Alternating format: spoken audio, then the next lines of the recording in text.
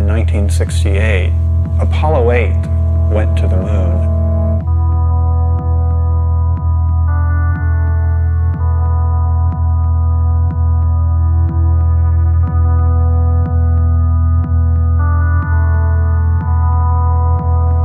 They didn't land, but they did circle the moon. And I was watching it on television, and at a certain point, one of the astronauts casually said, "We're going to turn the camera around and show you the Earth." And he did. And that was the first time I had ever seen the planet hanging in space like that. And it was profound. I think that for me, like for many other people, it was quite a shock. I don't think any of us had any expectations about how it would give us such a different perspective. I think the focus had been, we're going to the stars, we're going to the other planets, and suddenly we look back at ourselves and it seems to imply a new kind of self-awareness. One of the astronauts said, when we originally went to the moon, our total focus was on the moon. We weren't thinking about looking back at the Earth. But now that we've done it, that may well have been the most important reason we went.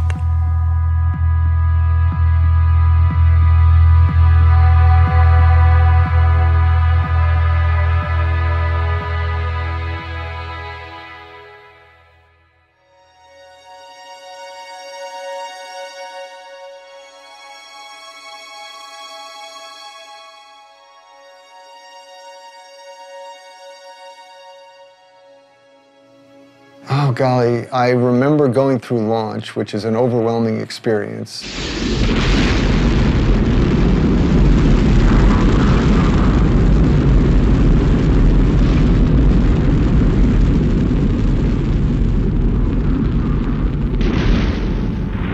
The engines cut off.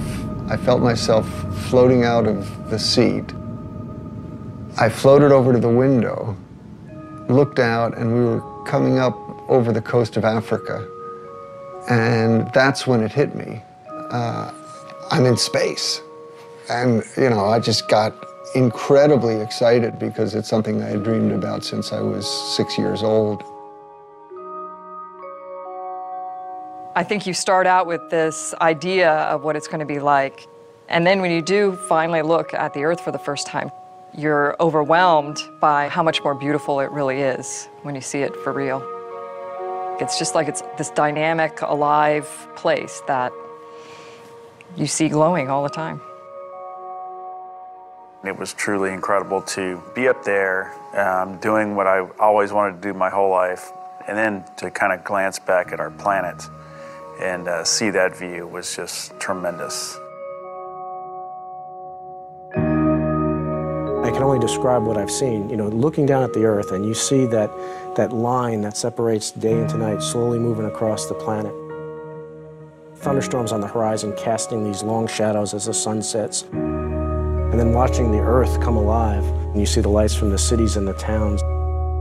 The events you see from space, like flying over thunderstorms, looking at them from the top, were spectacular.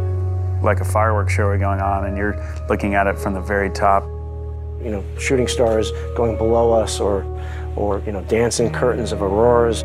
It's just very hard to describe all the, you know, the colors, the beauty, the motion.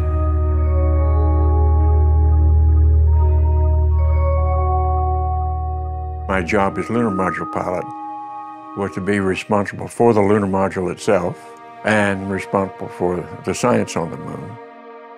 So when we started home, I had a little more time to look out the window than the other guys because most of my responsibilities were completed. We were in a particular mode called the barbecue mode. So we were flying like this and rotating like that. What that caused to happen was every 2 minutes, a picture of the Earth, the moon, the sun, and a 360-degree panorama of the heavens appeared in the spacecraft window. And I had studied astronomy and I had studied cosmology and fully understood that the molecules in my body and the molecules in my partner's bodies and in the spacecraft had been prototyped in some ancient generation of stars. In other words, it was pretty obvious from those descriptions, we're stardust. Well, that was pretty awesome and powerful, particularly since I had a little more time at this point to be reflective and to think about it. Awe, I think, is one of those words that you have a better understanding of once you see it, too. I felt like, you know, using the word awesome was totally appropriate when it came to describing what the planet looks like.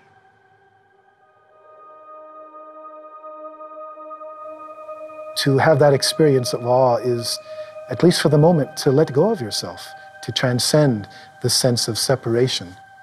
So it's not just that they were experiencing something other than them, but that they were at some very deep level integrating, realizing their interconnectedness with that beautiful blue-green ball.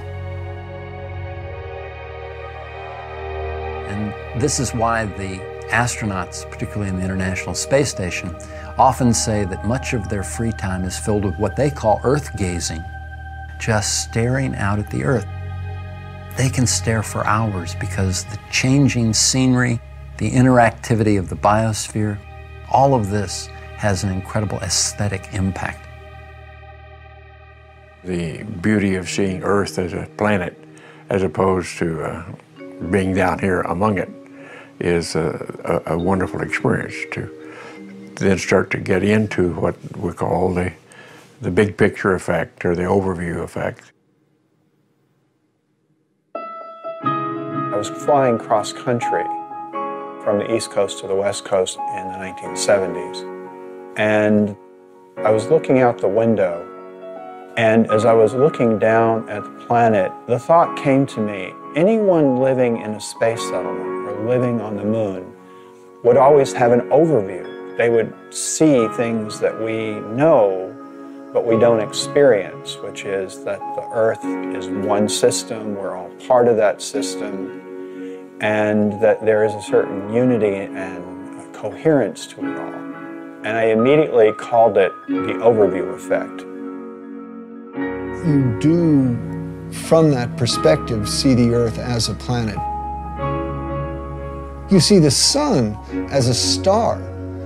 We see the sun in the blue sky, but up there you see the sun in a black sky. So yeah, you are seeing it from a cosmic perspective. We've been evolving from the beginning of civilization to a larger and larger perspective of life on the Earth. But the next natural evolution is understanding the life in space. That is, the fact that the Earth, as Buckminster Fuller used to famously say, is a spaceship, spaceship Earth. We are in space already. It's just that we haven't brought that into our perspective as we live here on Earth. The overview effect is simply the sudden recognition that we live on a planet and all the implications that it brings to life on Earth.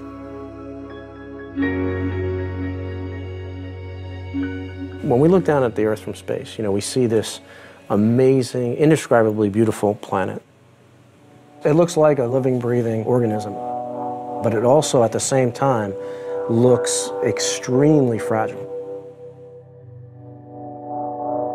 Because you go outside on a clear day and it's the big blue sky, and it's like it goes on forever, right? And how could we possibly, you know, put enough stuff into it to fill it up with things that really change it? And yet, you see it from space, and it's this thin line which is just barely hugging the surface of the planet.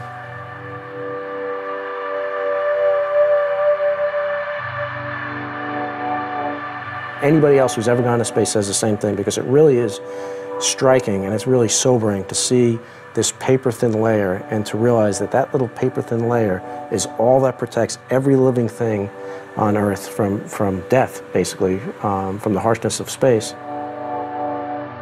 There's this very poetic concept that a lot of people express, that there are no boundaries from space.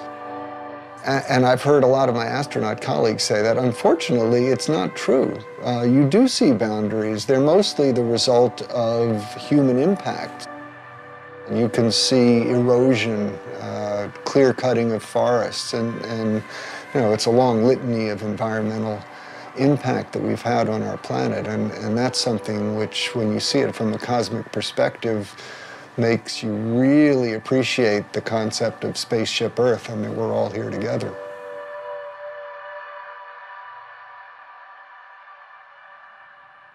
After I came back and tried to understand what this experience was all about, I could find nothing in the science literature about it and nothing in the religious literature that I looked at. So I turned to the local university and asked them to help me with what I saw. And when they came back to me a few weeks later and said, well, in the ancient literature, we found a description called Salvakapa Samadhi. And they said that means that you see things as you see them with your eyes, but you experience them emotionally and viscerally as with ecstasy and a sense of total unity and oneness. And I said, well, that's exactly what the experience was. And so it's rather clear to me as I study this, it wasn't anything new, but was something that was very important to the way we humans were put together. Many of the great wisdom traditions of the earth have pointed to what we're calling the overview effect. That is to say, they have realized this unity, this oneness of all life on earth and of consciousness and awareness. Within the Western tradition, I think it's quite new and quite shocking because there's been much more of a sense of separation. But if you look at other non-Western cultures, especially in Asia, the emphasis on those has always been on realization that the self and the world are not separate from each other, but that they're really interconnected, that the individual self and the species as a whole is a manifestation of the larger whole. As you go into your mind in a contemplative way, the sense of the living reality of the planet becomes obvious. You become more in tune with the natural world. This is very akin to the direct perception that the astronauts have. So it's no wonder that many people have likened the overview effect to a spiritual or meditative experience, although it's not exactly that. It's a cognitive shift that very often can produce a kind of meditative experience.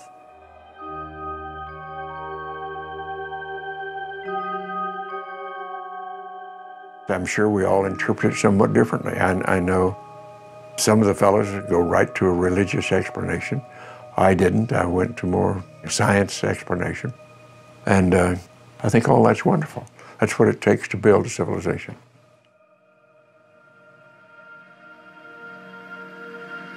This view of the Earth from space, the whole Earth perspective, I think is the true symbol of this age.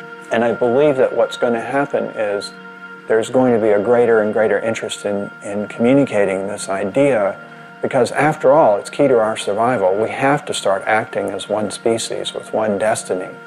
We are not going to survive if we don't do that. We're seeing very clearly that if the Earth becomes sick, then we become sick. If the Earth dies, then we're going to die. People sense that something's wrong, but they're still struggling to go back and find out what the real roots of the problem are. And I think what we need to come to is the realization that it's not just fixing an economic or political system, but it's a basic worldview, a basic understanding of who we are that's at stake. And a part of that is to come up with a new story, a new picture, a new way to approach this and to shift our behaviors in such a way that it leads to a sustainable approach to our civilization as opposed to a destructive approach. It is a fragile planet, and if we don't take care of it and we don't work together, then we are going to have bigger issues than we have now down the road. On a grand scale, that's, we're basically all living in this one ecosystem called Earth. And everything that you do on one side of the ecosystem affects the other side. And that is a new way for living for most of humanity. We humans are responsible for ourselves. And if we are endangering our future, then we've got to learn how to do it differently and to go forward into a sustainable period. And right now, that seems very difficult to see how it's going to be.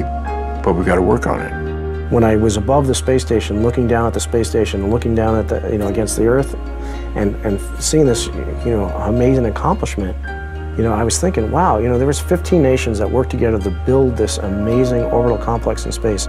And if we can, take these 15 nations and do this amazing accomplishment, imagine what we can do by working together, by setting aside our differences for a common goal to overcome some of the challenges facing our planet.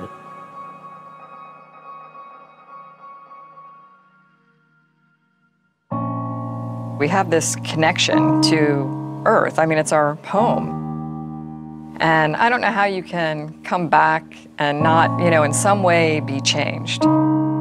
It may be subtle. You see differences in, different people and the just general response when they come back from space. But I think collectively, everybody has that emblazoned on their memories, the way the planet looks.